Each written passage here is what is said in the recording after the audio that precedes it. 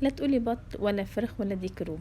النهارده بقى نلم الحبايب كلهم على طبقين دبابيس. مش بيقولوا لقمة المحب خروف؟ انا جبت لهم الخروف بس على من تحت شويه.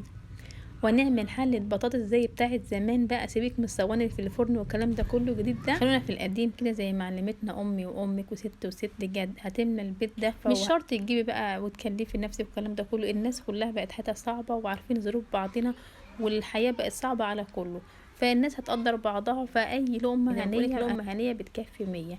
هتجيبيها وتجمعي حبايبك عليها، هيبقوا راضيين ومرتضين وحامدين ربنا وشاكرين والله العظيم. ما تتحرجيش وما تتكسفيش، لا الدنيا صعبة على كله مش عليكي انت بس. ولو انت عملتي كده هتشجعي غيرك كمان يعمل كده. ما في ناس كتير تبقى محرجة تعمل كده بس مستنية قدامها اللي يشجعها. اتشجعي انت واعملي اللقمة البسيطة، هتلاقي غيرك برضه عمل زيك وغيرك وغيرك وغيرك، ورجعتوا اتجمعتوا تاني. بصوا بقى مقطعين بطاطس قطع صغيرة ازاي. عايزه اقولك ست الله يرحمها كانت بتعشق البطاطس الصغيره دي جدا. هنقطعها قطع متساويه زي بعضها، ما ينفعش كبيره وصغيره عشان في التسويه ايه تبقى واحده. وقلنا كمان يلا ما نشبر القعده نعمل لهم شويه بيله كده عشان ايه تحلي بهم بقهم. اللهم صل وسلم وبارك على سيدنا محمد. نبدا بقى الفيديو نقول بسم الله الرحمن الرحيم. اللهم انصر اخواننا الفلسطين، اللهم انصر اخواننا الفلسطين يا رب، اللهم امين. انا رحت بقى السوق جبت 8 10 كيلو طماطم. صراحه لقيت طماطم رخصت خالص، بقت ب5 جنيه، واحسنها طماطم 7 جنيه ونص. تمام، يعني اللي هي بتاعه الطبيخ ب5 جنيه. رحت جايبه لي 8 10 كيلو، ورحت رايحه على ايه منضفاها ومظبطاها وغسلاها كده، وشويه فلفل وشويه بصل كده، ورحت حطاهم معايا كده، ورحت عصراهم في الخلاط، ورحت مسوياهم على النار 3/4 تسويه كده، وحطهم في علب كده على قد ما انا هحتاج، وايه اطلع على قد اللي هحتاج.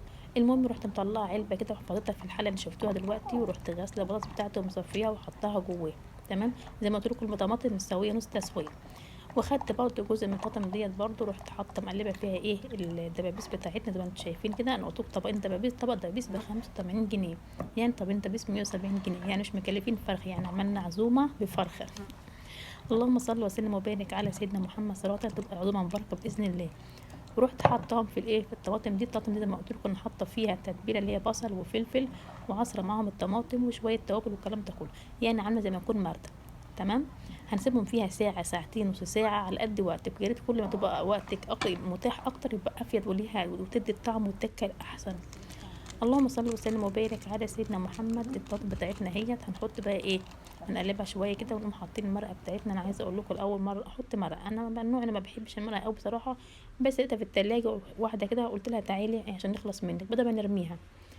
إيه بس انا عامه كمرقه ما بحبهاش في الاكل. رحت حطاها بقى وكله قلبته ني في ني كده، وهنحط نرفعهم على النار بقى. عايزه اقول لكم الاكله دي اقسم بالله بسيطه وسهله ومش مكلفه، وعايزه اقول لك كانت فرحه الدنيا كلها فينا واحنا بناكلها.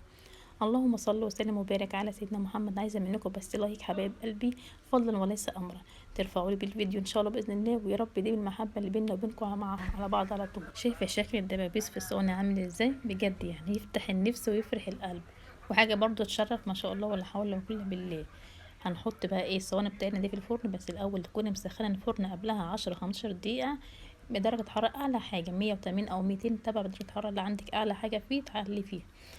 اللهم صل وسلم وبارك على سيدنا محمد. هنسيب بقى الفرن بتاعنا سخن 15 دقيقة كده، عشان برضو ايه ما نحتاجش ان احنا ايه نعمل الوش بتاع الفراخ، هيهمر نفسه بنفسه. وهنسيبها بقى في الفرن بتاع في تقريبا يعني ساعة الا ربع ساعة بالكتير وخالص. هتحطيها في الشبكة اللي في النص وهتلاقيها زي العسل. شفت الفراخ المشوية اللي بره ودي احلى منها كمان.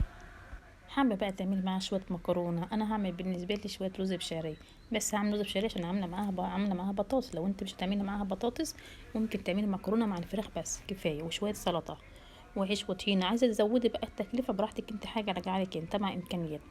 هنحط شويه زيت سخناهم ونزلنا بشويه شعريه كده صغيرين، شوحناهم عملناها اصفر كده ذهبي، متحمرهاش قوي عشان خاطر تبقى شكلها حلو في الرز. وهننزل بالرز بتاعنا بقى الكميه بتاعك اللي انت عايزاها. اللهم صل وسلم وبارك على سيدنا محمد. وهنحط بقى مقدار الميه بتاعتنا. طبعا في طريقه للرز انا بعملها، الرز اللي هو من غير شعريه انت شفتوها في الفيديو اللي فات. هناخد حبه حبه كده نقلبه مع الشعريه، يدي كده نكهه حلوه برضو. وبعدين نحط مقدار الميه، بس نحط الميه مغليه، بلاش تحط الميه ايه ساقعه، عشان الشعريه بتاعتك لو انت حطيت الميه ساقعه الشعريه هتتهري مع الرز. اللهم صل وسلم وبارك على سيدنا محمد. هنعمل الاكله بتاعتنا بجد سهله جدا وبسيطه خالص مش مكلفه. فنحط شويه زيت كده على وش الصواني، وبقينا نحطها في الفرن في الشبكه اللي في النص. وطبعا سيبنا الفرن سخن ربع ساعه زي ما قلت لكم. هنسيبهم بقى على درجه حراره عاليه اول ربع ساعه، وبعد كده نرجع يعني نخليها درجه حراره وسط، وتطلع بقى بالشكل اللي شايفوه ده كده. بس الف هنا والف صحه، بجد جميله جدا، عايزاكم تجربوها بجد والله العظيم. اكله سهله وبسيطه مش مكلفه، بس طعمها والله العظيم احلى من احلى اكله واغلى اكله. بألف هنا وألف صحة. لايكاتكم حبايب قلبي وتعليقاتكم الجميلة، ويا رب ما تحرمش منكم دايما، دايما تكونوا في ظهري كده ومعايا على طول، نكون عيلة واحدة العمر كله يا رب. ودي من المحبة اللي بيني وبينكم يا رب العمر كله.